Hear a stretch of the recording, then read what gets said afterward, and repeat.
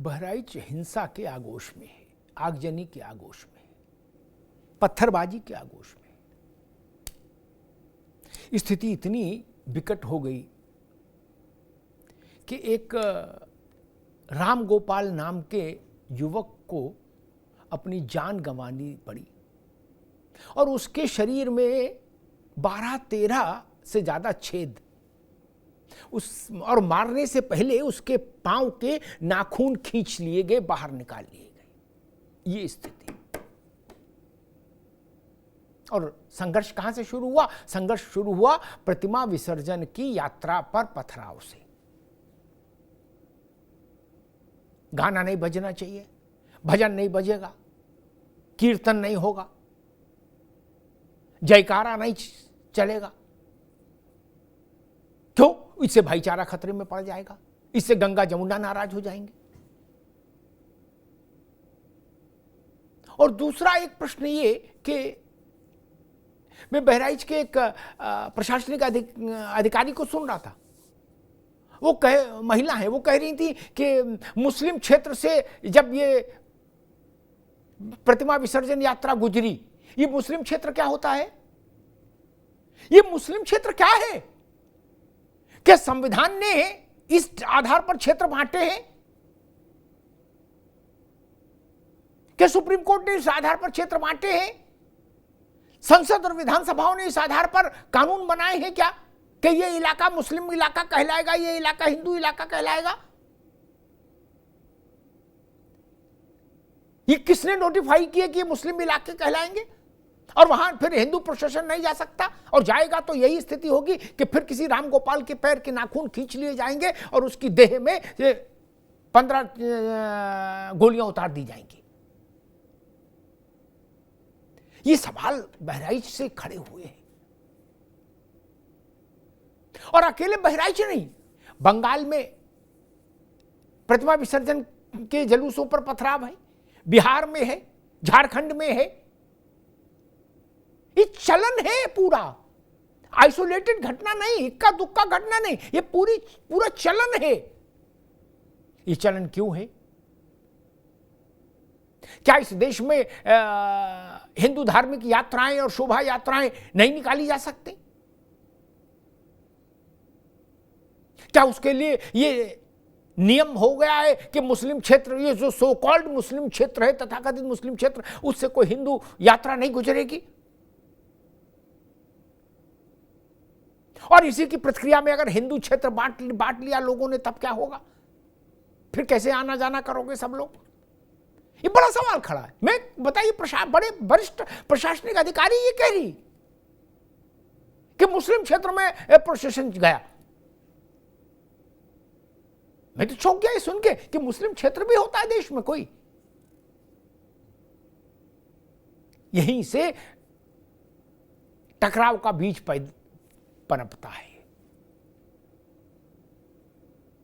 आज जब राम गोपाल की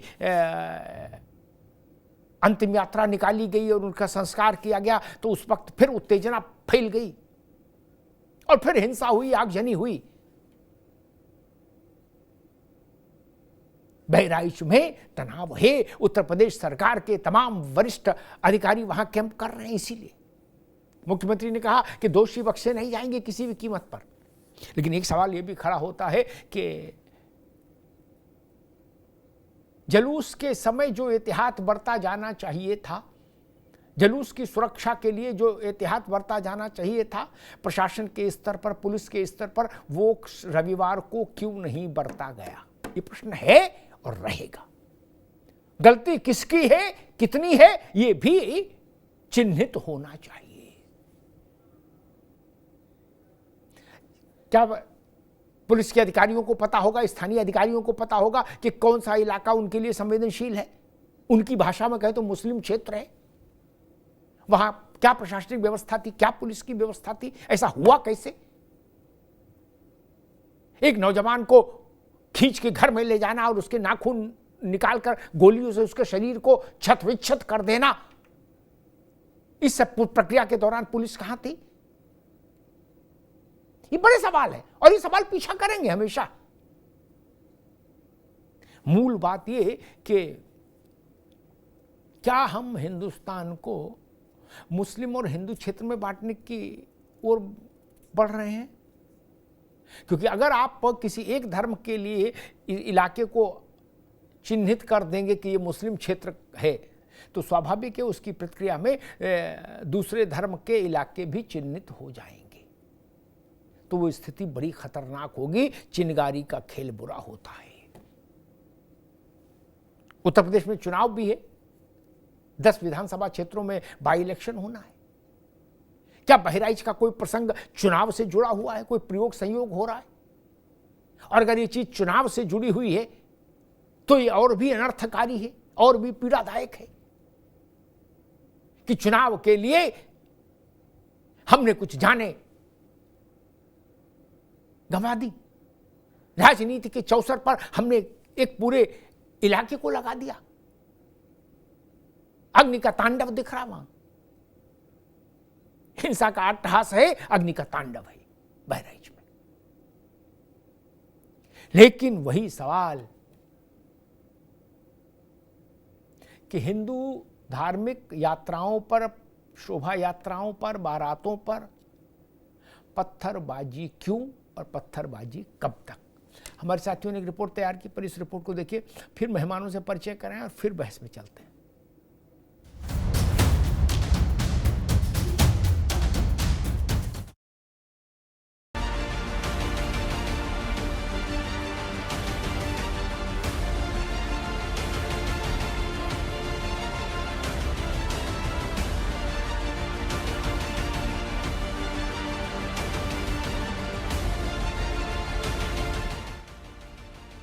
उत्तर प्रदेश के बहराइच जिले में हुई आगजनी की घटना ने प्रदेश की कानून व्यवस्था पर फिर से सवाल खड़े कर दिए हैं। पहले दुर्गा प्रतिमा पर पथराव, फिर 20 साल के नौजवान की गोली मारकर हत्या, और उसके बाद फैले अराजकता के माहौल ने यूपी की आबो हवा में जहर घोलने का काम किया है। और हालात की तासीर इन तस्वीरों से समझी जा सकती है कि बड़े अधिकारियों को भी सड़क पर उतरना पड़ा। हालांकि सीएम योगी ने बिना किसी देर के इस घटना पर तुरंत संज्ञान लिया, मगर हालात पुलिस के काबू से बाहर जाते दिखे। उत्पातियों ने करोड़ों की संपत्ति को तबाह कर दिया, दुकानें लूटी, मगर सीएम योगी ने साफ कहा है कि माहौल बिगाड़ने वालों को बख्शा नहीं जाएगा।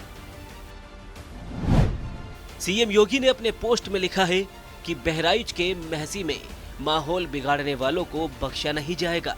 सभी को सुरक्षा की गारंटी, लेकिन उपद्रवियों और जिनकी लापरवाही से घटना घटी है, ऐसे लोगों को चिन्हित कर कठोरतम कार्रवाई के निर्देश दिए हैं। लेकिन अब राजनीतिक सूरमा भी इस फैसले का फायदा क्यों न उठाते, क्योंकि जिस कानून व्यवस्था के मुद्दे पर यूपी सरकार अपनी पीठ थपथपाती है, अब उसी मुद्दे को लेकर कांग्रेस कह रही है कि सीएम योगी को मठ लौट जाना चाहिए। देखिए, पूरे प्रदेश में मैं पहले से कह रहा हूं, जंगल राज कायम है। वहां पर गोली चली। बनारस में 481 साल पुराने भरत मिलाप में राम भक्तों पर इस सरकार ने लाठी चलवाई है। सर, मुख्यमंत्री योगी आदित्यनाथ कह रहे हैं दोषियों को बख्शा नहीं जाएगा, चाहे वो अधिकारी हो चाहे अपराधी। अरे बोलने से नहीं होगा ना, वो जाके खाली अपना काम कर रहे हैं। मैं समझता हूँ कि उनके बस का नहीं रह गया है, उनको इस्तीफा देके मठ चले जाना। मैं तो कह रहा हूँ, अगर कोई व्यक्ति अपने पद के अनुसार कार्य नहीं कर पा रहा तो उसको नहीं अधिकार है कुर्सी बैठने का। नैतिकता के आधार पर उनको इस्तीफा दे देना चाहिए। बहराइच में हुई आगजनी की आंच पर कोई भी दल अपनी सियासी रोटी सेकने से पीछे कहां रहने वाला है। और सपा ने तो इस घटना को चुनाव से जोड़ते हुए ये तक कह दिया कि घटना सरकार के इशारे पर हुई है, क्योंकि उपचुनाव में बताने के लिए कुछ नहीं है। ये सरकार पूरी तरीके से फेल है और हमको पूरा यकीन है कि महंगाई और बेरोजगारी और विकास के मुद्दे को दबाने के लिए जब चुनाव आता है तो इस तरीके का काम भारतीय जनता पार्टी के सत्ता में बैठे हुए लोग करते हैं, ताकि जनता का ध्यान मुख्य मुद्दों से हट करके इस तरीके के सांप्रदायिक मुद्दों पर आ जाए। मतलब आप कह रहे हैं सरकार के इशारे पर दंगा हुआ है? निश्चित रूप से इसमें कोई दो राय नहीं है। दावा तो ठोकते हैं ना कि पत्ता नहीं हिलेगा, तो पत्ता हिला क्यों?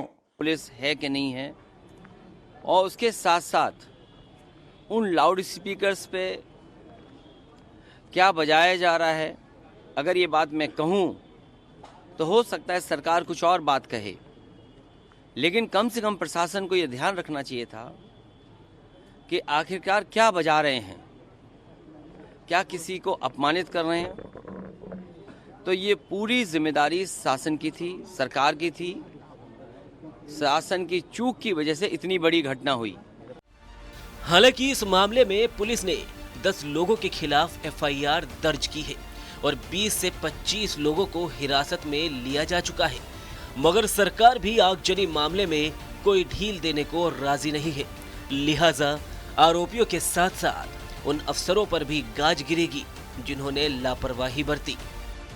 देखिए, कानून से किसी को भी खिलवाड़ करने की इजाजत नहीं है। जो भी दोषी होगा, जांच चल रही है, कड़ी कार्रवाई होगी। स्थिति सामान्य है और दोषियों की पहचान की जा रही है। मुख्यमंत्री ने भी सख्त निर्देश दिए हैं और जो पुलिस वाले उनके ऊपर भी कुछ कहा हाँ, है। जो भी मतलब अगर अनुशासन का पालन करवाने में यदि पुलिस के अधिकारी कर्मचारियों पर भी लापरवाही पाई गई तो उन पर भी कड़ी कार्रवाई। बहराइच में हालात अभी भी तनावपूर्ण बने हुए हैं। आसपास के जिलों से भी पुलिस फोर्स को तैनात किया गया है। पल पल की रिपोर्ट लखनऊ भेजी जा रही है, मगर सवाल वही है कि हिंसा, आगजनी और पथराव बहराइच में क्यों बढ़ा तनाव। हैरानी की बात कि हिंदुस्तान में दुर्गा प्रतिमा विसर्जन हो, राम बारात हो या इसी और धार्मिक यात्राएं हो हिंदुओं की, उनको सकुशल संपन्न करवाना एक युद्ध लड़ने जैसा हो गया। ये देश कहां आकर खड़ा हो गया? सहज रूप से ये यात्राएं क्यों नहीं संपन्न हो सकती? ये बड़ा प्रश्न है। मेहमानों से आपका परिचय करा दे। राघवेंद्र सिंह जी हैं, भारतीय जनता पार्टी के प्रवक्ता, राघवेंद्र जी का स्वागत है। अशोक यादव जी हैं, समाजवादी पार्टी के प्रवक्ता, अशोक जी का स्वागत है। एच.एस. रावत साहब हैं, हिंदू धर्मगुरु, रावत साहब का स्वागत है। मौलाना शहाबुद्दीन रजवी साहब अभी हमसे जुड़ेंगे थोड़ी सी देर में। रावत साहब, आपसे बात शुरू करूंगा। बहराइच कल से लेके आज तक लपटों में रहा।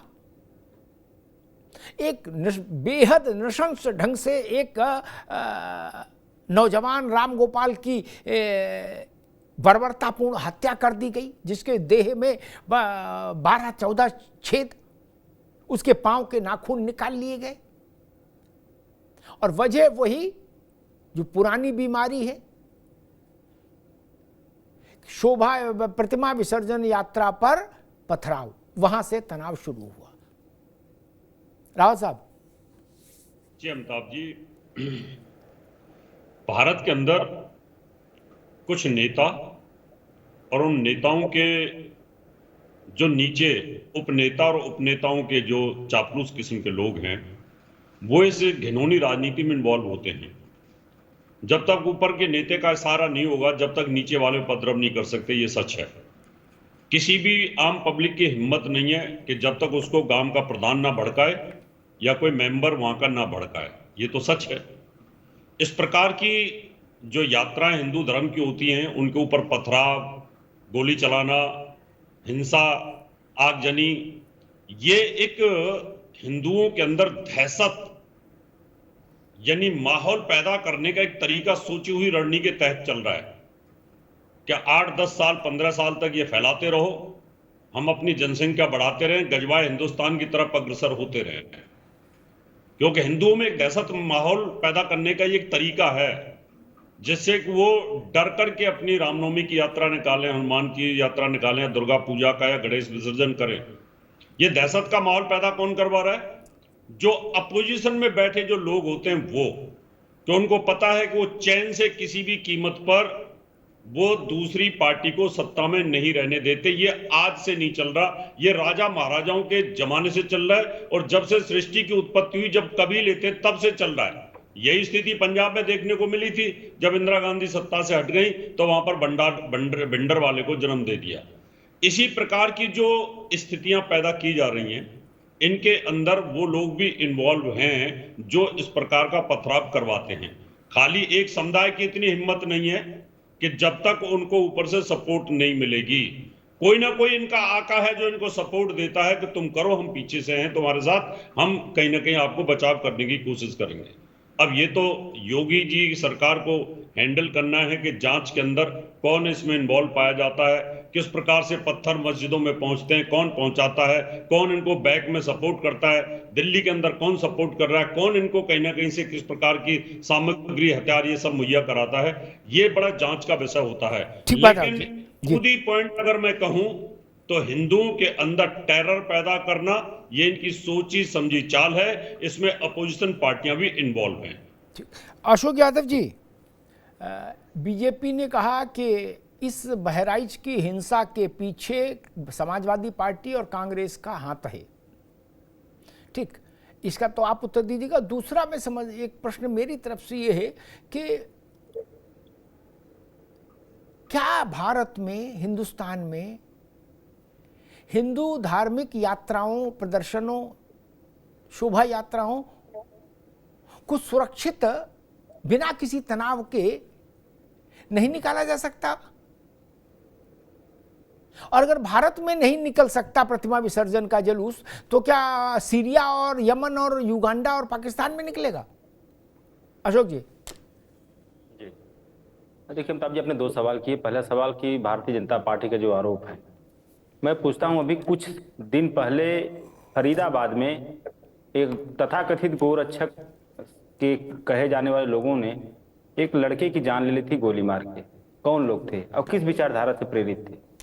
कल जो घटना हुई बहराइच में, मुझे लगता है कि सभ्य समाज में और आधुनिक समाज में इस तरह की घटनाओं का होना या उसकी चर्चा करना भी हम लोगों के लिए निंदनीय है, शर्मनाक है कि एक धर्म को लेकर के जिस तरह से लड़ाई हो जा रही है, जान चली जा रही है, तलवारें निकल जा रही हैं, ये बहुत ही शेमफुल है, beyond the any political line. अच्छा, दूसरी बात जो भाजपा की बात है, फिर मैं उसी लाइन पे लौटूंगा कि जिस तरह आप देखेंगे कोई भी पंडाल होता, कोई भी मूर्ति विसर्जन होता, कोई भी धार्मिक जुलूस होता है अमिताभ जी, उसका बाकायदे एसडीएम से या वहाँ के लोकल प्रशासन से अनुमति लेकर के पुलिस फोर्स के मौजूदगी में ये कार्यक्रम किया जाता है। लेकिन उसी दौरान ऐसी घटना अगर हो रही है कि जहां पे गोली चलाने की नौबत और एक परिवार का चिराग बुझ जाने की नौबत आती है, मुझे लगता है इसका सीधा सीधा उत्तरदायित्व योगी सरकार पे जाता है, जो बड़ा बड़ा ढोल लेके पीटती है कानून व्यवस्था, कानून व्यवस्था, कानून व्यवस्था का। न सिर्फ योगी सरकार, आप देखिए महाराष्ट्र से लेकर के उत्तर प्रदेश तक का जो कहते हैं डबल इंजन की सरकार, तो ये इंजन डबल है कि डुप्लीकेट इंजन है, ये भी अपने आप में एक बड़ा प्रश्न चिन्ह है। जिस तरह से उत्तर प्रदेश की कानून व्यवस्था अमिताभ जी है, एक तरह से अनार्की हो गई यहाँ, कोई मतलब नहीं, हजारों की संख्या में लोग जो है सड़कों पे आ रहे हैं, दंगा कर रहे हैं, उपद्रव मचा रहे हैं, न कहीं कोई पुलिस न कहीं कोई प्रशासन। क्या हो गया उत्तर प्रदेश को अमिताभ जी? देखिए अशोक जी, एक प्रश्न था छोटा सा। अशोक जी, एक मिनट रुकूंगा, फिर मैं राघवेंद्र जी के पास जाऊंगा। मेरा प्रश्न ये कि ये विभाजन कैसे आकार ले गया, जबकि ना इसकी भारत की लोक व्यवस्था में इसकी अनुमति, ना भारत के संविधान में अनुमति। मैं सुनता हूं मुस्लिम एरिया से जुलूस गुजरा। ये मुस्लिम एरिया क्या होता है अशोक जी? ये कब बना? ये मुस्लिम एरिया में आज से नहीं, जब से पत्रकारिता करता हूं तब से सुनता रहा है कि मुस्लिम एरिया में यात्रा निकली इसलिए पथराव हो गया। ये मुस्लिम एरिया क्या होता है कि पाकिस्तान चला गया था जुलूस? बहराइच में, पेटा में, फर्रुखाबाद में, गिरिडीह में, पटना में, मुजफ्फरपुर में मुस्लिम एरिया भी हो जाएगा कि पाकिस्तान से निकल रहे हैं क्या ये जुलूस? अशोक जी, आपने भी कहा कि पुलिस की उपस्थिति में जुलूस निकाल रही है। भाई भारत में आस्था से जुड़े ये शोभा यात्राएं, ये जुलूस, इनके लिए आर्मी लगाए तब निकल पाएंगी। ये शर्मनाक नहीं है क्या? 100 जुलूस वाले और 1000 पुलिस वाले बोले तब निकाल पाएंगे। कोई जुर्म है, कोई गलत काम है क्या ये शोभा यात्रा निकालना? अशोक जी। देखिए अमिताभ जी, आपने बड़ा अच्छा सवाल किया। ये उत्तर प्रदेश के माहौल को गरमाने की तैयारी आज से नहीं थी। ये तैयारी थी जब 4 जून के बाद से, जैसे योगी सरकार को लगा कि हमारा जो है मामला फेल हो रहा है, तभी से उत्तर प्रदेश को गरमाने की तैयारी चल रही थी। अगर आप राजनीतिक सवाल पूछेंगे तो, क्योंकि जब प्रदेश का जब मुखिया जब बात करेगा बंटोगे तो कटोगे, तो आप बाकी प्रशासन से क्या उम्मीद कर सकते हैं? एक गांव में कहावत है, जब मेड़ जो है खेत खाने लगेगी तो आप खेत की रखवाली कैसे करेंगे? तो जब मुखिया का ये बयान है, बटोगे कटोगे मारने काटने की बात करता है, तो प्रशासन की क्या बात करेंगे आप? इनके जो भारतीय जनता पार्टी के बड़े नेताओं के जो बच्चे हैं, ये विदेशों में इनके हाथों में कलम पकड़ा के जो है भेजे पढ़ने के लिए, यहाँ हमारे समाज के बच्चों को हाथ में तलवार दे दिए हिंदू धर्म की रक्षा करने के लिए। क्यों नहीं अमित शाह अपने लड़के को वहां से ICCI से निकालते, कहते चलो बेटा तुम भी हिंदू धर्म की रक्षा करो? क्यों नहीं भारतीय जनता पार्टी के बड़े बड़े नेता अपने बच्चों के हाथों में तलवारें देते, कहते चलो हिंदू धर्म की रक्षा करो? ये इस तरह का दंगा भड़काना, ये जो है कहीं न कहीं अमिताभ जी देखिए, ये राहत इंदौरी साहब का एक शेर है, इस सरहदों पे कहीं तनाव है क्या, पता करो कहीं चुनाव है क्या। ठीक तो है अशोक जी, रुकना होगा, मैं राघवेंद्र जी के पास चलूं, लेकिन दो बातों का जवाब अशोक जी ने नहीं दिया। एक तो ये कि ये मुस्लिम एरिया क्या होता है, सेंसिटिव एरिया क्या होता है, क्या ड्रामा है? ये पाकिस्तान है क्या? हिंदुस्तान में भी मुस्लिम एरिया हो गया, गजब बात है। बोले उधर से नहीं निकले, वो उधर से निकलोगे तो आर्मी लगानी पड़ेगी। अशोक जी कह रहे पुलिस कम थी, 10 लोग आरती का आयोजन करें तो 10,000 पुलिस लगाओ, नहीं तो उनकी आरती नहीं होने देंगे लोग। ये कैसे चल सकता है और ये कैसे स्वीकार्य हो सकता है देश में? इस जहनियत के खिलाफ बात होनी चाहिए। अशोक जी, पत्थर क्यों चलता है? हज में पत्थर किस पर चलता है? शैतान पर। क्या हिंदू धार्मिक प्रतीकों की जो यात्राएं निकलती हैं, क्या इनको शैतान मान के चलते हैं आप, इसलिए पत्थर फेंकने लगते हैं जहां देखा? ये पत्थर क्यों चले? ये तरीका, क्रिया होगी तो प्रतिक्रिया होगी। नाखून खींच लिए गए, 5 फुट 5 इंच की देह में 13 तो छेद गिन लिए गए। उसकी मां तो कह रही है 24 गोली मारी गई है। जहनियत समझ रहे हैं ना अशोक जी? एक गोली से भी मर गया आदमी, फिर 12 अतिरिक्त क्यों मारी गई? और जब गोली ही मारनी थी तो नाखून क्यों खींचे? ये भाईचारा है? ये गंगा जमुना है? ये सर्वधर्म संभाव है? इसलिए पीड़ा है। राघवेंद्र जी, समाजवादी पार्टी कह रही है कि चुनाव आ रहा है, इसलिए भाजपा ने ये तनाव क्रिएट कराया, और आप कह रहे हो कि ये हिंसा, ये दंगा समाजवादी और कांग्रेस ने फैलाया। जनता तो बड़ा कंफ्यूज हो गई, किसकी बात माने? राघवेंद्र जी, अमिताभ जी, अभी हम अखिलेश यादव का बयान सुन रहे थे जी। आप को आरसी के अपने अखिलेश यादव कह रहे थे कि डीजे में क्या बज रहा था। एक समर्थन होता है प्रत्यक्ष समर्थन, एक समर्थन होता है परोक्ष समर्थन। जब कोई इस प्रकार का घटनाक्रम होता है तो अखिलेश यादव और उस तरीके लोग जो धर्मनिरपेक्षता की आड़ में राजनीति पूर्वक जोड़े होते हैं, वही सामने आ जाते हैं और उनका परोक्ष रूप से समर्थन करने लगते हैं। डीजे में क्या बज रहा था, ये क्या विषय होता है? अगर कोई डीजे में कोई ऐसी उनको मुस्लिम समाज को कोई भजन या गीत अच्छा नहीं लग रहा होगा तो क्या पत्थर चलाने लगेंगे आप? अखिलेश यादव का अभी आपके चैनल में मैंने बयान सुना था। इससे चुनाव है, निश्चित रूप से अखिलेश यादव जो है ध्रुवीकरण करना चाहते हैं। कि किस तरीके की राजनीति है भाई? मुझे याद है दंगा गाजीपुर में हुआ करता था, अतीक अहमद खुली राइफल लेकर जीप पे चलता था। अमिताभ जी, आपको याद होगा गाजीपुर में। और ये लोग किस प्रकार से आतंकवादियों और अपराधियों को समर्थन करते हैं। ये लोग इलाहाबाद हाईकोर्ट चले जाते हैं आतंकवादियों को छुड़वाने के लिए। भारतीय जनता पार्टी पे आरोप लगाते हैं। अमिताभ जी, ये जो घटनाक्रम होता है, ये बिल्कुल, अगर आप इसको ध्यान से देखें तो बिल्कुल एक तरीके का घटनाक्रम होता है भाई। अगर कहीं एकदम से पत्थरबाजी होने लगे, तो पत्थर कहां से आए? इस विषय की जांच होनी चाहिए। इसका मतलब ये पहले से योजनाबद्ध तरीके का कार्यक्रम तय था कि यहाँ से ये निकलेगा, डीजे रोकने का प्रयास किया जाएगा, पत्थर चला दिए जाएंगे। हमें तो कहीं पत्थर नहीं मिलते हैं, हिंदू समाज को कहीं पत्थर नहीं मिलते हैं कभी। ये लोग इकट्ठा पत्थर करके छतों में रखते हैं अमिताभ जी। उसके बाद ये लोग इस प्रकार का संकेत भेजते हैं। राम गोपाल की जगह अमिताभ जी आप भी हो सकते हैं, राघवेंद्र सिंह मैं भी हो सकता हूँ। उनकी कितनी हृदय विदारक हत्या की गई, एक गोली से मार दिए गए, उसके बाद 24 घाव, उसके बाद उनके नाखून खींचे गए, छत विसर्जन किया गया। इसका मतलब ये है हिंदू समाज को भयग्रस्त करने के लिए, इसके अलावा और कुछ नहीं है। उनकी हत्या ही एक उनका मोटो होता कि राम गोपाल कोई घटनाक्रम ऐसा कर रहा था, उसको हत्या करनी होती तो एक गोली मार दी जाती, हत्या हो गई होती। उसके बाद उनके शव को विचलित करने का प्रयास किया गया, विचलित किया गया।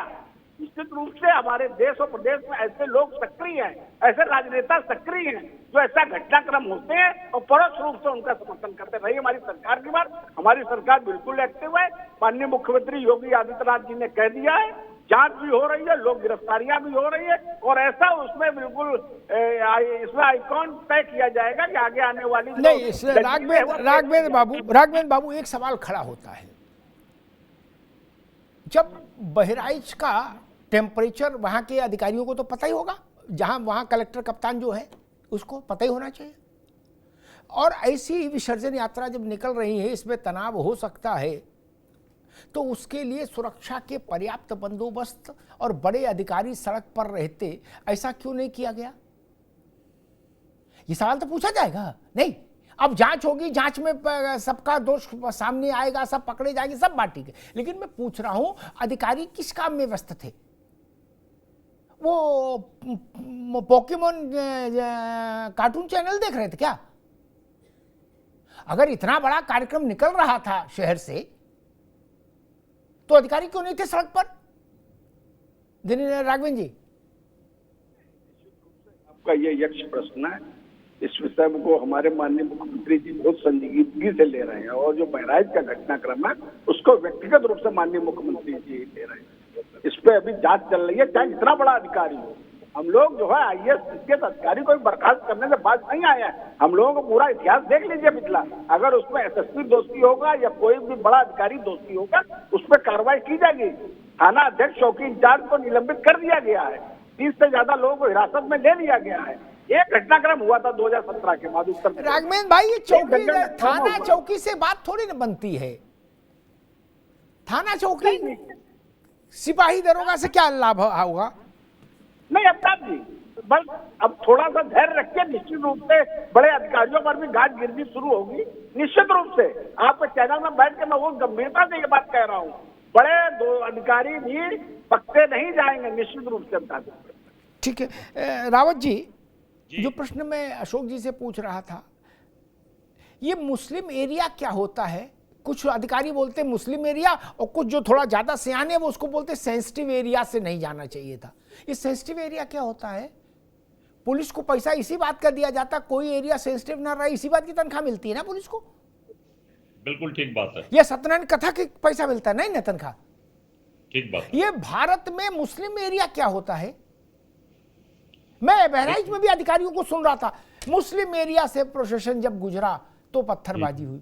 अरे मुस्लिम एरिया क्या होता है? बहराइच का मतलब बहराइच एरिया हिंदू मुस्लिम बटेगा क्या? रावत जी, कोशिश की जा रही है अमिताभ जी उसको बांटने की। पहले भी 1947 से पहले भी ये कोशिश थी, उसमें कामयाबी उन लोगों को मिली। अब दोबारा से मुस्लिम एरिया जहां पर भी हैं, जहां पर उनका थोड़ा 30% भी बाहुल्यता आ गई है, उसको ये इस प्रकार से प्रोपोगंडा फैलाते हैं कि मुस्लिम एरिया है, यहां से ना निकलो, यहां से अगर जाओगे तो छेड़खानी होगी, वहां से कोई लड़की जाती है तो छेड़खानी होगी, वहां पर कोई भी अगर झंडा लेके चलता है, भगवा लेके चलता है, भगवा पहन के चलता है तो उससे पथराव होगा। वहां पर कोई भी कीर्तन करता है तो पथराव होगा। वहां पर सत्यनारायण की कथा होती है तो वहां पर आपको मांस फेंका जाएगा, आपके घर के आसपास वहां पर गंदगी फैलाई जाएगी। ये टेरर मुस्लिम एरिया जहां पर अगर 50-100 घर इकट्ठे हो गए तो वहां पर टेरर करना, फैलाना, मांस मदिरा का सेवन करना, हड्डियां फेंक के रखना, वहां पर जो हिंदुओं के घर हैं उनको इतना विचलित कर देते हैं कि उनके सामने सड़क के ऊपर ये जब गौकसी करते हैं, वहां पर जानवर को काटते हैं, बकरे को काटते हैं, वहां खून फैलाते हैं, तो यही टेरर करना होता है, यही मुस्लिम एरिया हो जाता है। और ये हर शहर के अंदर एक मोहल्ले हैं और वो मोहल्ले इसी रूप से आज से नहीं 50-100 साल से वो इस मामले में प्रचलित हैं, बदनाम है कि वो मोहल्ला है, फलानी जगह पर मोहल्ला है, मुरादाबाद में मुस्लिम एरिया है, कोसी के अंदर मुस्लिम एरिया है, छाता में मुस्लिम एरिया, अलीगढ़ में मुस्लिम एरिया, वहां से ना निकलना, वो सेंसिटिव एरिया है। वो इस प्रकार से इन्होंने बदनाम कर लिए हैं खुद। ये खुद करना चाहते हैं जहां हम रहते हैं वहां हम टेरर फैलाएं और हमारा रुतबा कायम रहे शहर के अंदर और ये छोटी मोटी जगह नहीं है। आप देखें पहले भी मथुरा के अंदर भी इस प्रकार की घटनाएं घटित हुई हैं। कोसी के अंदर कितनी बड़ी आगजनी, एक छोटा सा मोहल्ला है वो पूरी नाक में दम करके रखता है पूरे एक क्षेत्र के अंदर, यानी दुकानदारों को कहीं ना कहीं हफ्ता वसूली करने की कोशिश करता है। तो इनके अंदर जो कुछ ऐसे लोग हैं जो नेगेटिव एलिमेंट है, टेरर फैलाने वाले, वो उस मुस्लिम मोहल्ले को बदनाम करते हैं। चाहे इटावा हो, मैनपुरी हो, कहीं पे भी हो, चाहे फरुखाबाद हो, कहीं पर भी हो, किसी आप शहर में उत्तर प्रदेश के में जाकर के देख लीजिए, बारीकी से मैंने देखा, और आपसे ज्यादा तो कौन जानता अमिताभ जी, वहां पर इनका काम है उसको टेरर फैलाना। यानी आप वहां से निकलेंगे तो आपको सड़क पर मुर्गा कटता हुआ दिखाई देगा, सड़क के ऊपर आपको बकरा कटता हुआ दिखाई देगा, और अगर ज्यादा इनकी भीड़ भाड़ है तो वह सरेआम सड़क के ऊपर गाय भी काटना शुरू कर देते हैं। ये स्थिति है। तो आम जो हिंदू लोग हैं वो तो खून देखना भी नहीं चाहते, तो इसलिए वो सेंसिटिव एरिया और मुस्लिम। ठीक है रावत जी, मौलाना शहाबुद्दीन रजवी साहब हमारे साथ जुड़ गए, अध्यक्ष मुस्लिम जमात। मौलाना साहब, आप देर से जुड़े, हम आपका इंतजार कर रहे थे। बहराइच की जो घटना घटी, वो जहनियत उससे जो झलकी वो रूह कपा देने वाली है। एक आदमी जिसका, एक नौजवान जिसका नाम राम गोपाल, उसको घर के अंदर खींच के ले जाया गया, प्लास से उसके नाखून खींचे गए हाथ और पांव के, उसके बाद 13-14 गोलियां उसके शरीर में उतार दी गई, 13-14 छेद पोस्टमार्टम में आए हैं। ठीक, एक गोली से भी मर सकता था आदमी अगर आपको मार नहीं था। ठीक, और जिसको मारना उसके नाखून क्यों उखाड़ना जिंदा रहते हुए? ये जहनियत राक्षसी नहीं है क्या? ये पशु जैसी स्थिति नहीं हो गई मौलाना साहब? किसी ने हम कह रहे कुछ गाना बजाया, कोई भजन बजाया, आप इस ढंग से मार देंगे क्या? बकरा है क्या आदमी कि जिवे कर देंगे? ये मुर्गा है मौलाना साहब। जी जी, देखिए ये जो घटना हुई है ये इंसानियत को शर्मसार करने वाली घटना है, और ये आदमियत के खिलाफ है, इंसानियत के खिलाफ है। हर एतबार से, किसी भी एतबार से उसको सही नहीं ठहराया जा सकता। मुझे भी आपने जो बताया, इसके अलावा दूसरे और मीडिया के माध्यम से जो जानकारियां मिली हैं, उसे दुख हुआ और तकलीफ हुई, और इसकी मैं भरपूर अल्फाज में निंदा करता हूँ। ये ऐसे असामाजिक तत्व मुस्लिम समाज के अंदर दाखिल हो गए जो पूरी कौम को बदनाम करने पे तुले हुए हैं, और वहाँ पर कल जो कुछ हुआ वो शर्मनाक है, और उसको इंसानियत को भी शर्म करने वाली बातें हैं और चीज़ें हैं। और उसके बाद में देखिए, हिंदुस्तान हमारा एक साथ में मिली जुली तहजीब का नाम है। अगर एक साथ में मिलजुल करके नहीं मौलाना साहब एक मिनट, हिंदुस्तान को मिला जुला कैसे मान ले जब ये तय होता है कि ये मुस्लिम इलाका है, इधर से जुलूस गया क्यों? ये मुस्लिम इलाका क्या होता है? ये कहां से आया? किस कानून में लिखा है?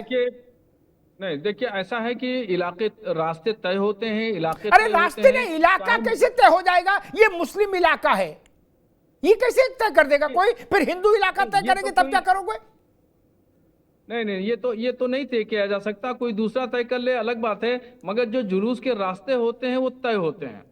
चाहे मुस्लिम जुलूस हो या हिंदू जुलूस हो, किसी का भी जुलूस हो XYZ, वो रास्ते तय होते हैं, चाहे मुस्लिम इलाके से निकल के जाए या हिंदू इलाके से निकल के जाए। और अभी तक निकलते आए हैं, हिंदुओं के जुलूस मुसलमानों के इलाके से निकलते हैं, कभी कोई लफड़ा झगड़ा नहीं होता था, और मुसलमानों के जुलूस हिंदुओं के इलाके से निकलते थे तो कभी कोई भी लफड़ा झगड़ा नहीं होता। हमारे यहाँ बरेली में भी राम बारात निकलती है तो मुसलमान उस पर पुष्प वर्षा करते हैं, उसका इस्तकबाल करते हैं। कांवड़ यात्राएं निकलती हैं, देखो ये बातें ठीक है, ये कुछ चीजें ऐसी हैं जैसे शोकेश में 2-4 आइटम रख दिए जाएं। मैं मूल बात पे आता हूं, मैं आपका बड़ा अदब करता हूं, लेकिन मूल बात तो वही रहेगी जहां है। पश्चिम बंगाल में, उत्तर प्रदेश में, झारखंड में, बिहार में प्रतिमा विसर्जन पर पत्थरबाजी। ये पत्थरबाजी का मैकेनिज्म क्या है, इसके पीछे थीसिस क्या है, वो मुझे समझा दो। मैं तो एक ही पत्थरबाजी जानता था। एक मिनट रुक जाओ आप, क्या आप हज गए, वहां आपको ने शैतान को पत्थर मारा? आप क्या हिंदू धार्मिक यात्राओं को शैतान समझ रहे हैं क्या? ये पत्थरबाजी क्यों होती है? पूरे देश में होती है मौलाना साहब, पूरे देश में। ये कैसे हिमाकत है? पत्थर क्यों चलता है? ये तो प्रश्न पूछेंगे।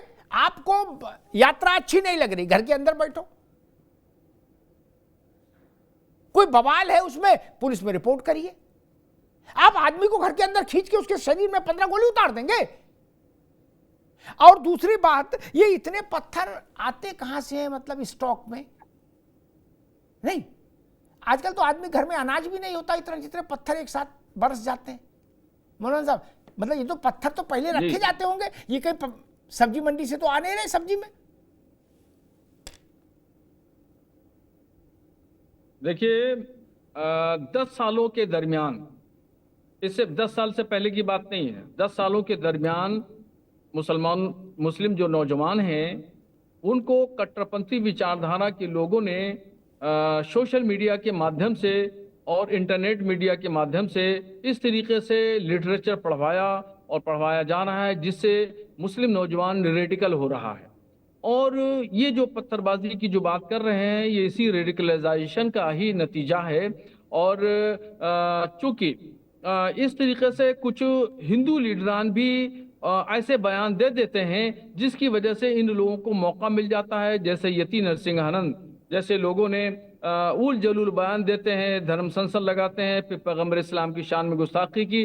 तो जो लोग, हम जैसे लोग, या क्या नाम, हमारे धर्मगुरु जो बैठे हुए हैं, उन जैसे लोग जो मेहनत करते हैं, मशक्कत करते हैं, उस पर पानी फिर जाता है।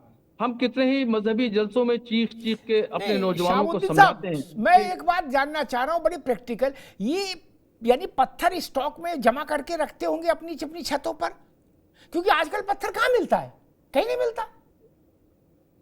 इसका मतलब है कि अभी यात्रा निकली नहीं, उस यात्रा में कोई नारा लगा नहीं और पत्थर आपने पहले जुटा लिए। ये क्या बताता है कि आपको पत्थर चलाना ही चलाना है। यात्रा दाएं से निकले तो, बाएं से निकले तो, भजन बजे तो, ना बजे तो, नहीं तो पत्थर लिए इकट्ठे काहे को किए। शाहबुद्दीन साहब, ये प्रैक्टिकल बात है कि नहीं? जी जी। देखिए, पत्थर कौन चला रहा है, कौन नहीं चला रहा है, कौन इकट्ठा कर रहा है, कौन नहीं इकट्ठा कर रहा है, मुझे तो उसका इल्म नहीं है। मगर कुछ लोगों ने मुझे बताया जम्मू कश्मीर के हवाले से, मेरे मिलने जुलने वाले यार दोस्त हैं, उन लोगों ने मुझे जानकारी दी और बातचीत में बताया। वो आज की बात नहीं है, अब तो बहुत सारे हालात वहाँ बहुत अच्छे हो गए हैं, नॉर्मल हो गए हैं हालात। पहले वहाँ पर जो आतंकवादी संगठन थे, वो संगठन के लोग जो है वो फौज की गाड़ियों पर वो हमला करवाते थे। उसके लिए बाज़ाब्ता तौर पर वो प्लान तैयार करते थे। मौलाना साहब, जम्मू कश्मीर की बात नहीं कर रहा मैं, बात कर रहा हूँ एटा, इटावा, फर्रुखाबाद, गाजीपुर, बहराइच, मैं बात कर रहा हूँ झारखंड की, मैं बात कर रहा हूँ पश्चिम बंगाल की, मैं बात कर रहा हूँ बिहार की, मैं बात कर रहा हूँ असम की। पश्चिम बंगाल, जम्मू कश्मीर छोड़ो, वहां तो आतंकवादी नहीं है। ये बहराइच में पत्थर कहां से आए? वहां तो आतंकवादी आए नहीं होंगे ना, बहराइच में पाकिस्तान आया होगा। मौलाना साहब, देखिए, बहराइच में पत्थर नहीं चले, बल्कि बहराइच में तो गोली चली है। नहीं, गोली बाद में चली, आप कह रहे हैं कि पत्थर कहां से आएंगे, आजकल के पत्थर नहीं आ पाएंगे, बात सही है, वहां तो गोली चली है। माफ करिएगा, पहले पत्थरबाजी हुई। ये तो सगुन है, पत्थर तो चलाएंगे ही चलाएंगे, नहीं जमा किस लिए किए? वही तो मसला है मौलाना साहब, बात इतनी सीधी नहीं। आपने कहा कि हमें नहीं पता कौन चलाता है, कहां से आते हैं, लेकिन जाने न जाने, गुल ही न जाने, बाग तो सारा जाने है कौन पत्थर चलाता है और पत्थर कहां से आते हैं। पत्थर आकाश से नहीं बरसते। अशोक यादव जी, ये मुस्लिम इलाका क्या होता है, मुस्लिम क्षेत्र? हिंदुस्तान में सारा क्षेत्र हिंदुस्तान का है, और अगर ऐसे होगा तो बहुसंख्यक आबादी अपना क्षेत्र बांटने लगेगी, तब तो बहुत मुश्किल हो जाएगी। नहीं, फिर कैसे चलेगा काम? मैं सुनता हूं सेंसिटिव जोन, सेंसिटिव एरिया, मुस्लिम क्षेत्र, ये क्या है अशोक जी? मतलब मुस्लिम एरिया क्षेत्र है, उधर कोई नहीं जाए, ऐसा है? बोल जाएगा तो पत्थर चलेगा, बवाल होगा, गोली चलेगी। अमिताभ जी, ये सब चीजें जो आप पूछ रहे हैं, संवेदनशील area, Muslim area, Hindu area, Christian area, ये मुझे लगता है कि प्रशासन का अपना शब्द है। प्रशासन इस चीजों को अपना प्रशासनिक व्यवस्था को चलाने के लिए, इसको डिमार्केशन के लिए इस्तेमाल करता है और इसका कोई मतलब नहीं है। रह गई बात, आपने कहा संवेदनशील पत्थर, क्या क्या बातें आप कर रहे हैं। अब ये सब चीजें तो जांच की विषय है अमिताभ जी, कि कौन पत्थर मार रहा था। कई बार ऐसा होता है कि माहौल को खराब करने के लिए कोई तीसरा व्यक्ति भी इन्वॉल्व हो जाता है, जैसा कि अभी तमाम बातें आ रही हैं कि सरहदों पे तनाव है, पता करो चुनाव है। तो ये सारी चीजें जांच का विषय है। अभी कोई भी नहीं कर सकता कौन पत्थर चला रहा था, लेकिन जो परिवार का बेटा शहीद हुआ उसका दुख सबको है, जो परिवार का बेटा मारा गया उसका दुख सबको है। तो ये सारी चीजें अगर हो रही हैं तो मुझे लगता है कि प्रदेश में एक बड़ी सर्जरी की जरूरत है तब, और ये पुलिस दरोगा को सस्पेंड करने से कुछ होगा नहीं, और ये सर्जरी जनता करेगी 2027 में। और जो मेन इसके एलिमेंट्स हैं, जो कल्प्रिट हैं, ये सब शासन प्रशासन में बैठे हुए लोग हैं, और जब तक जनता अपनी सर्जरी नहीं करेगी ढंग से, तब तक ही सब समस्याओं का निदान नहीं होगा।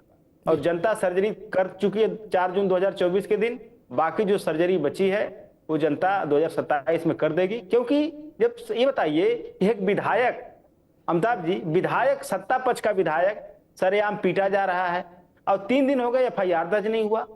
सोच लीजिए, ये कानून व्यवस्था उत्तर प्रदेश की है। और जो व्यक्ति मारा वो मुख्यमंत्री जी का स्वजाति, और उसका जो करणी सेना वाले करे देखो देखो शेर आया, और 3 दिन तक हो गया अभी विधायक जी के जो पीटने वालों के खिलाफ FIR नहीं हुई अमिताभ जी। ये उसकी प्रदेश की लॉ एंड ऑर्डर है अमिताभ जी, ये सोचने का विषय है। ठीक, अशोक जी अभी रुकना होगा, करने से होगा। मैं राघवेंद्र जी के पास चलूं, उससे पहले एक चीज अशोक जी को याद दिला दूं। राजनीतिक लोग भूलने के शिकार होते हैं, विस्मृति के, और अगर याददाश्त उनकी अच्छी भी है तो वो जानबूझ के कई चीज़ें भूल जाते, उस वक्त इग्नोर कर देते हैं। अशोक भाई ने कहा कि 27 में जनता सर्जरी करेगी, और उनका कहना मतलब है कि साइकिल को सरकार में लाएगी। 2013 में जब उत्तर प्रदेश का सबसे दुर्धर्ष और भीषण दंगा हुआ था, 6 महीने तक पश्चिम जला था पूरा, कवाल गांव से जो शुरू हुआ था वो तभी हुआ था जब समाजवादी पार्टी की साइकिल सत्ता में थी। हमने मौसम सब देखे भैया, हमने मौसम सब देखे, हमने मौलाना नजीर पर आपकी कृपा भी देखी। जो मेन एक्यूज थे वो कौन सी Y+ क्या Z+, कौन सी सिक्योरिटी लेके आ गए थे लखनऊ से, Y+। बोले एस्कॉर्ट भी चलती है। बोले मुलायम सिंह जी ने कहा कि भाई मौलाना साहब को IC दो जिसमें जीप चले पुलिस की, क्या? तो नेताजी नहीं माने तो दे दिया। हमने वो दौर भी देखा अशोक भाई। और मुश्किल क्या है राघवेंद्र जी वापस, हम लोग इतना ज्यादा पार्शियलिटी करने पर आमादा हो जाते हैं। पता नहीं किसने पत्थर फेंके भी कि नहीं फेंके, चले भी कि नहीं चले, ये सब जांच का विषय है, अंतर्राष्ट्रीय अदालतें बैठेंगी टाइप का। अंधे थे सब लोग, देख नहीं रहे थे जब पत्थर चल रहा था। इसके लिए जांच आयोग बैठाए, JPC गठित करे। मौलाना साहब बड़ा कष्ट होता है क्या, जब सब ये कह के हाथ झाड़ लेते, पता नहीं चले कि नहीं चले। अच्छा किसने चलाए, जांच होगी, देखा जाएगा। मतलब ठंडे बस्ते में डालो। मैं बता रहा हूं बिहार में क्यों चला, झारखंड में क्यों चला, बंगाल में क्यों चला। क्या भाई साहब आप शैतान समझ रहे हो? धार्मिक यात्रा निकालने वालों को इसलिए पत्थर मार रहे हो। एक ही मान्यता है पत्थर मारने की, तो मौलाना साहब गलत कह रहा हूं? दुनिया भर के मुसलमान के सामने एक ही धार्मिक मान्यता है पत्थर की, फिर ये पत्थर कहां से आता है, क्यों आता है? अगर आप शैतान समझ रहे हैं तो मामला और ज्यादा खराब है, और ज्यादा खराब है। रावत साहब इस पर आपसे एक सवाल लूंगा। अभी मैं राघवेंद्र जी के पास चलता हूं। राघवेंद्र जी, समाजवादी पार्टी करेगी 27 में अब सर्जरी होगी तभी मामला सुलझेगा, उससे पहले नहीं सुलझेगा।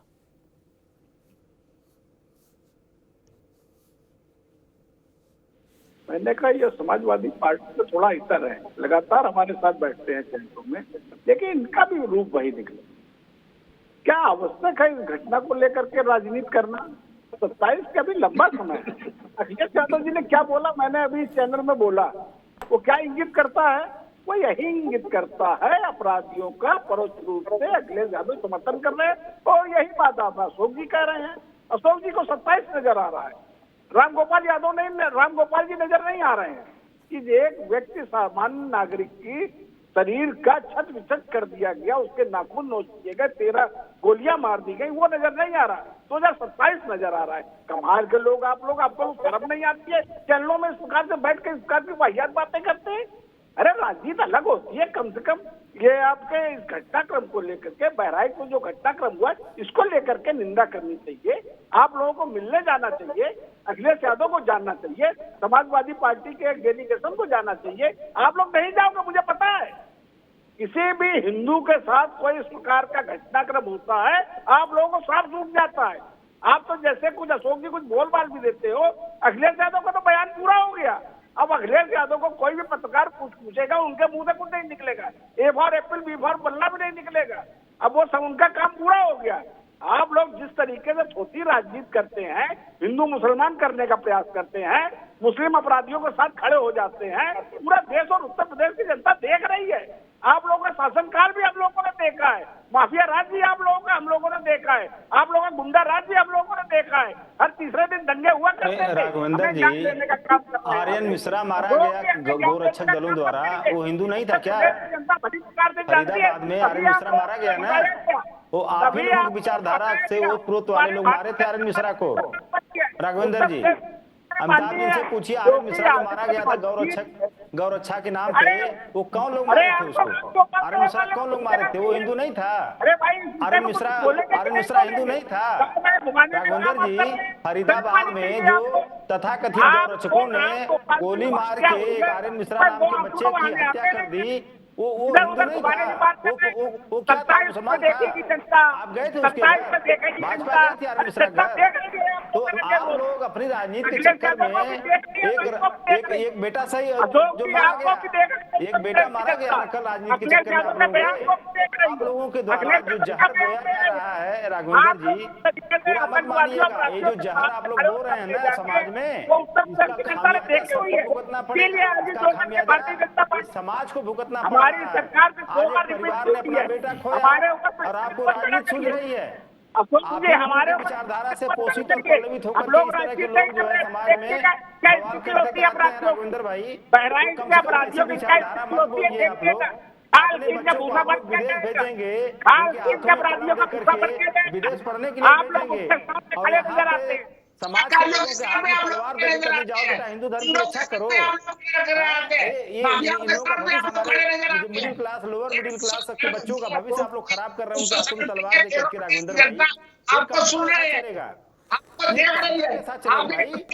वो आप लोगों के राजनीतिक रोटी सेकने के चक्कर में हमारे देश के युवाओं का भविष्य अंधकार में हो रहा है। राघवेंद्र भाई, आप चिंता मत करिए, इस विषय में डिबेट होती रहती है।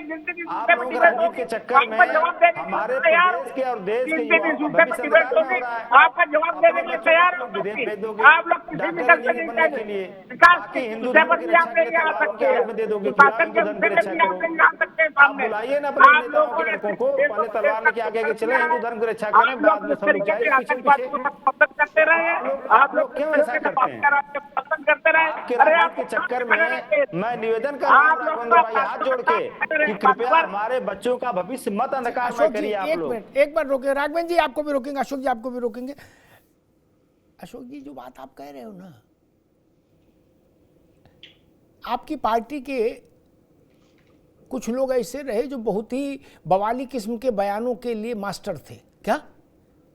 उनके सबके बच्चे दंगे में शामिल थे? नहीं ना, वो भी विदेशों में पढ़ के आए हैं, है ना? और मरा कौन? गरीब मुसलमान का लड़का। ठीक, मौलाना नजीर के तो कंटाप भी नहीं लगा, वो तो छुआरे मुनक्का खाई रहे सुबह। शाहबुद्दीन साहब गलत कहें टोक देना, जो मरा वो तो गरीब ही था अशोक जी। और मुजफ्फरनगर दंगे की अपार सफलता के बाद मौलाना नजीर को 22+ सिक्योरिटी से उपकृत किसने किया? आपकी सरकार ने। इसीलिए किया ना कि आप दंगा बहुत भव्य रहा, दिव्य रहा, तो बोले भाई कुछ इनाम दो इन्हें।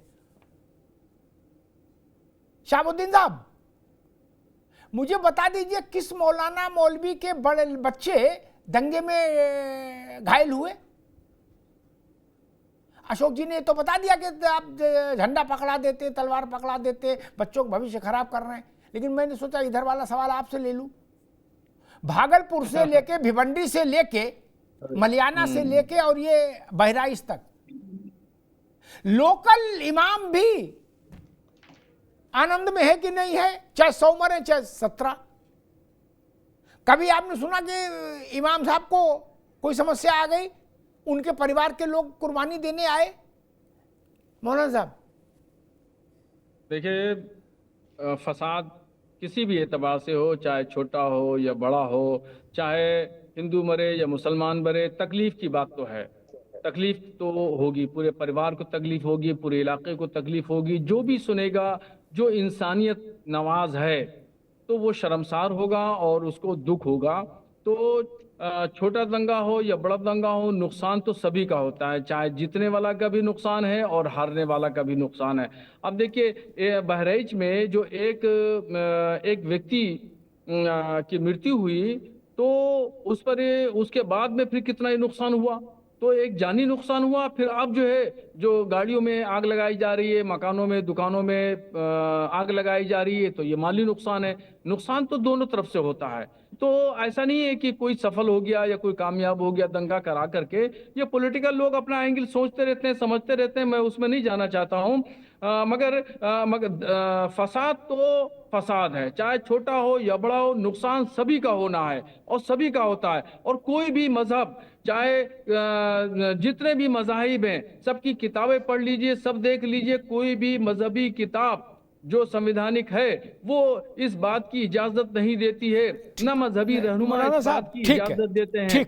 मगर समाज में कुछ ऐसे शरपसंद अनासिर आ जाते हैं जो सियासी लक्ष्य पूरा करने के लिए, मफाद हासिल करने के लिए इस तरीके से फसाद कराते हैं और उसको पूरे समाज को झेलना पड़ता है। मौलाना साहब, मैं रावत साहब पास जाऊँ, लेकिन उससे पहले एक इल्तिजा आपसे करूँगा। आपसे मतलब आपकी बिरादरी से जो पढ़े लिखे लोग हैं, जो रिलीजियस प्रीस्ट हैं, टीचर्स हैं इस्लाम में, आप जैसे लोग, एक काम कर दीजिए, यहाँ से लेके और मक्का मदीना तक के इमाम को इन्वॉल्व करिए क्या, और एक निर्देश जारी कर दीजिए, फतवा उसको बोलना चाहे बोलिए, नहीं तो निर्देश जैसा चाहे, कि किसी भी गैर मुस्लिम धार्मिक प्रोसेशन पर पत्थर फेंकोगे तो हम आपको इस्लाम से बहिष्कृत कर देंगे। क्या ऐसा कर दीजिए, हम मान लेंगे कि चलो बात अब ठीक है।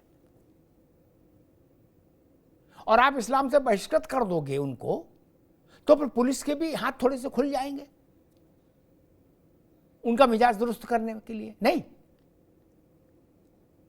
फिर ये नहीं होना चाहिए लड़के हैं भटक गए, कुछ लोगों ने भटका दिया, गलती कर गए, फिर लड़के लड़की नहीं। मौलाना साहब ठीक है जी, ये बात ठीक है? ठीक है, ठीक है, इंशाल्लाह कोशिश करेंगे और उलमा से, जो इमाम लोग हैं, दानिश्वर हैं, उन लोगों से बात करेंगे, कोशिश करेंगे इंशाल्लाह। आपने एक सुझाव दिया है, उस पर अमल किया जाएगा। ऐसा हो जाए तो सबसे पहले तारीफ करने वाला मैं हूंगा। फिर कम से कम आप तो अलग हुए, फिर जो पत्थर फेंकेगा उससे फिर दरोगा निपट लेगा।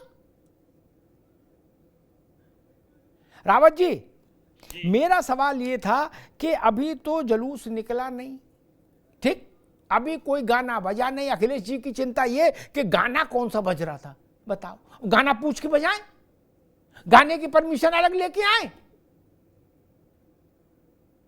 खैर, बोले ये मंत्र क्यों जपा, दूसरा क्यों नहीं जपा।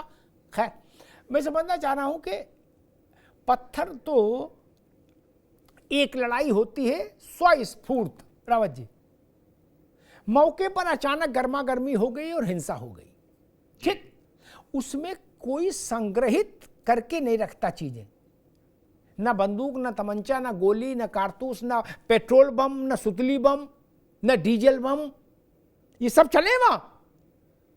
बोतल में पेट्रोल और डीजल भर के और सब तेजाब डाल के बनाए होंगे ना। बिल्कुल। तो ये प्रिपरेशन टाइम जो है, ये क्या बताता है? अपने अपने घर में 10-10 तसला पत्थर लाके इकट्ठे किए। अभी हम मान भी लें कि चलो प्रतिमा विसर्जन में बवाल किया इसलिए ऐसा हो गया, लेकिन आपने ये खाने का सामान तो था नहीं कि सिमैया बनाई थी।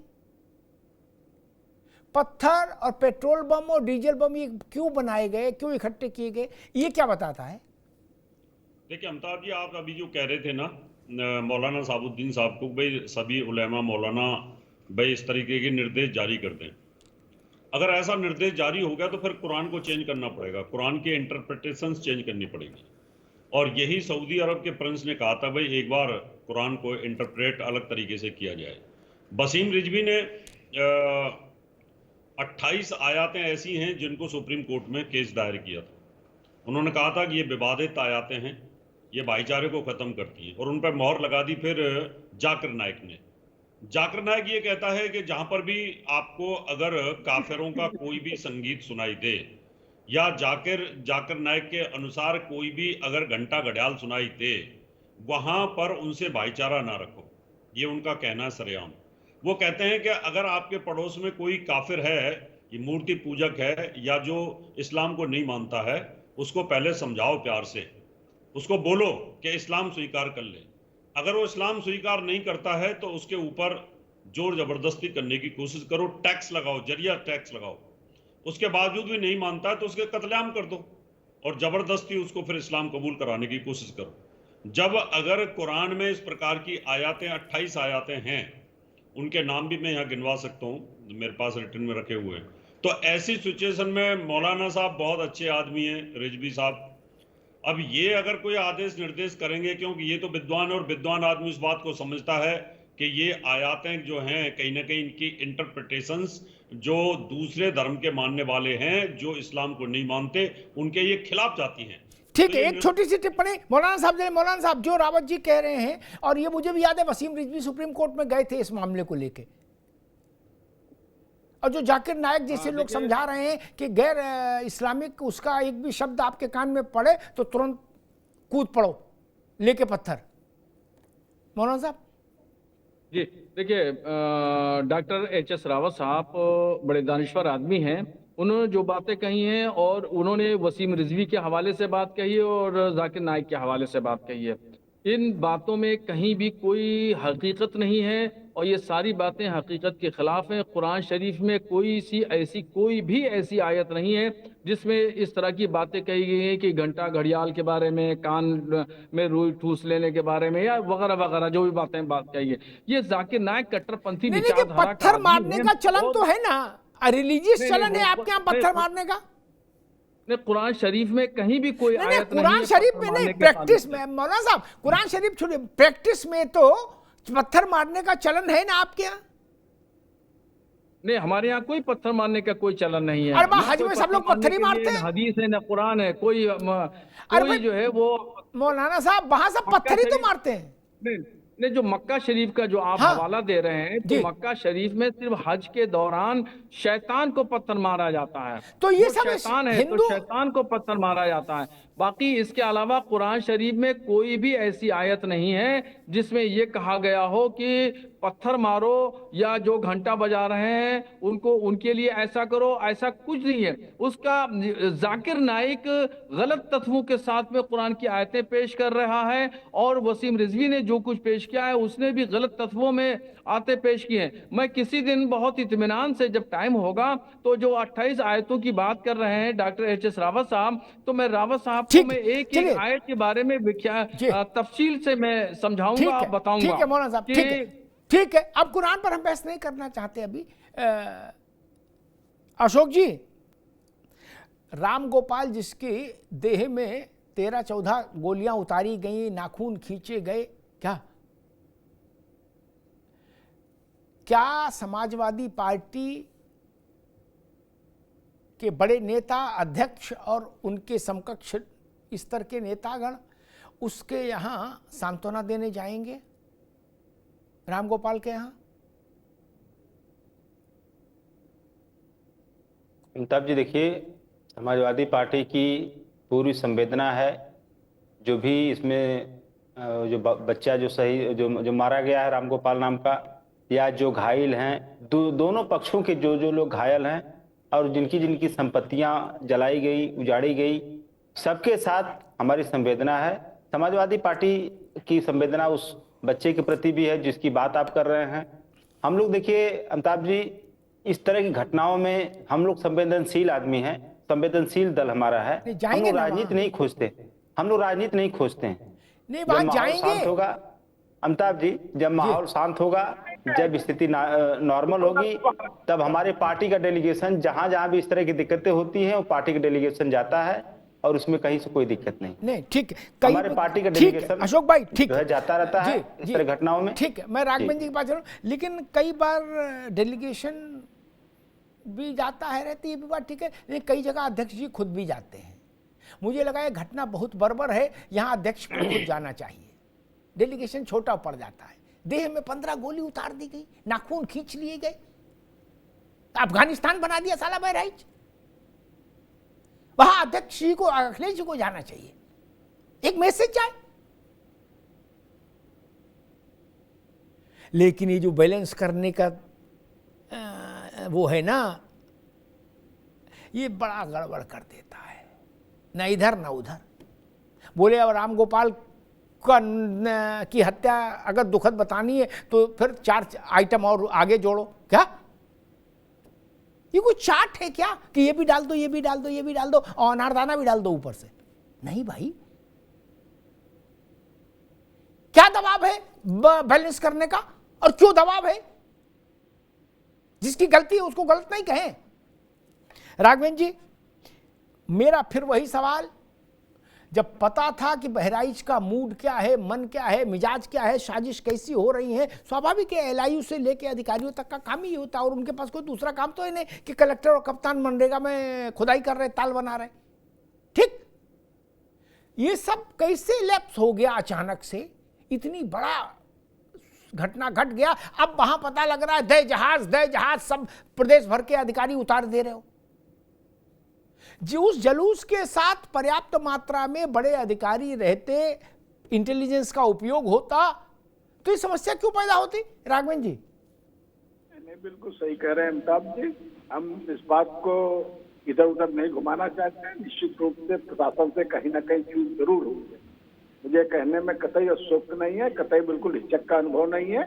निश्चित रूप से बहराइच की प्रशासन से कहीं ना कहीं चूक हुई है, और अगर जो अधिकारी इसके लपेटे में आएगा, जो इसके अधिकारी इसमें दोषी पाया जाएगा, किंचित मात्र भी दोषी पाया जाएगा अमिताभ जी, उसके ऊपर देख लीजिएगा सख्त से सख्त कार्रवाई की जाएगी। अभी प्रथम दृष्टया 2 छोटे अपराध अधिकारियों के ऊपर कार्रवाई की गई है। आगे आने वाले समय में देखिएगा बड़ी मछली भी इसमें फंसेगी। हम इस बात का इंतजार भी करेंगे और उस पर निगाह भी रखेंगे कि मामला दरोगा और इंस्पेक्टर तक नहीं निपट जाए कि या 2-4 होमगार्ड और सिपाही निपटा दो ना। इससे हम संतुष्ट नहीं होंगे। हमारा प्रश्न खड़ा रहेगा, हमारा प्रश्न रहेगा। ये गलती है, फेल्योर है, डिस्ट्रिक्ट एडमिनिस्ट्रेशन का प्रमा फिसाई फेल्योर है, प्रथम दृष्टया कंप्लीट फेल्योर है। गंगा में खड़े होके कहो कि नहीं फेल्योर है, तब भी मैं मानने वाला नहीं। और कुछ बातें मैं बहुत वेदना के साथ कहूंगा। मैं इस थीसिस के पूर्णतः विरुद्ध हूं मौलाना साहब। जो भी अधिकारी ये कहें कि मुस्लिम एरिया सेंसिटिव एरिया, सबसे पहले उन्हें नौकरी से निकाल देना चाहिए। आपकी तैनाती एसपी के तौर पर हुई, एसएसपी के तौर पर हुई, कलेक्टर के तौर पर हुई, ये संवेदनशील एरिया के लिए हुई क्या? ये नॉन संवेदनशील के लिए हुई? नहीं ना।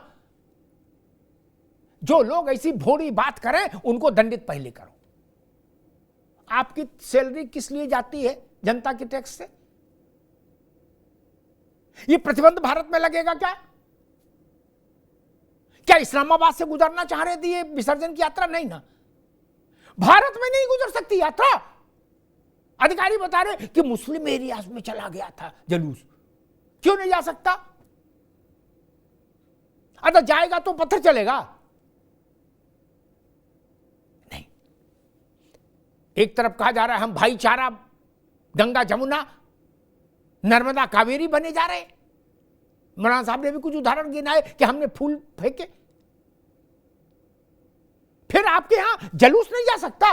वो जलूस जाएगा तो हम राम गोपाल बना देंगे, छाती में 15 छेद करेंगे, और फिर भी हम गंगा जमुनी रहेंगे, भाईचारा रहेंगे। भाईचारा ना हो गया? क्या है ये स्वीकार्य नहीं। भारत 15 अगस्त 1947 को जब दो टुकड़ों में बटा मौलाना साहब, तो किस्सा कहानी छोड़ दीजिए, व्यवहारिक बात तो यही है कि मुस्लिम एरिया पाकिस्तान बन गया और हिंदू एरिया हिंदुस्तान रहा। सच्चाई तो यही है। उसको आप कितने भी चाशनी में डुबो के बोलो, इससे कोई मतलब है नहीं। और उस दिन हिंदुस्तान थियोक्रेटिक स्टेट घोषित कर देता अपने को, तो कोई माइकल लाल रोक सकता था क्या? कोई रोक सकता था? नहीं ना। तब ये हिंदुस्तान में आज ये दिन देखना पड़ रहा है कि भगवती की प्रतिमा के विसर्जन की यात्रा सकुशल नहीं हम करवा पा रहे, ना बिहार में, ना यूपी में, ना बंगाल में, ना झारखंड में। सब जगह शांति दूत पत्थर फेंक रहे हैं। मौलाना साहब ने कहा कि पत्थर का हमारे यहां और कहीं चलन नहीं, बस वो मक्का शरीफ में। अरे फिर ये बहराइच शरीफ में कैसे आ गया? आप तो कह रहे मक्का शरीफ में था, ये पत्थर तो यहां तक आ गया, दिल्ली में नहीं चला। कहां नहीं चल रहा है? ये पत्थर नहीं चलना चाहिए। और ये पत्थर जो हाथ चलाए उनके साथ फिर निर्णायक तौर पर सख्ती होनी चाहिए। एक ही बार में ऐसी व्यवस्था हो जाए कि फिर कभी आदमी पत्थर गूगल में भी ना देखे, फोटो भी ना देखे पत्थर का, मारे खौफ के। ये क्या तरीका है?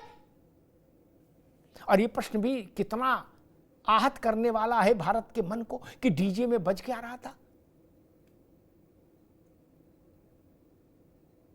इस देश में, इसी उत्तर प्रदेश में, मौलाना साहब आपको भी याद होगा, रावत जी आपको भी याद होगा, अशोक भाई और राघवेंद्र जी को भी याद होगा, इसी उत्तर प्रदेश में कांवड़ यात्रा पर डीजे पर प्रतिबंध लगाया था कि नहीं लगाया था समाजवादी पार्टी की सरकार ने?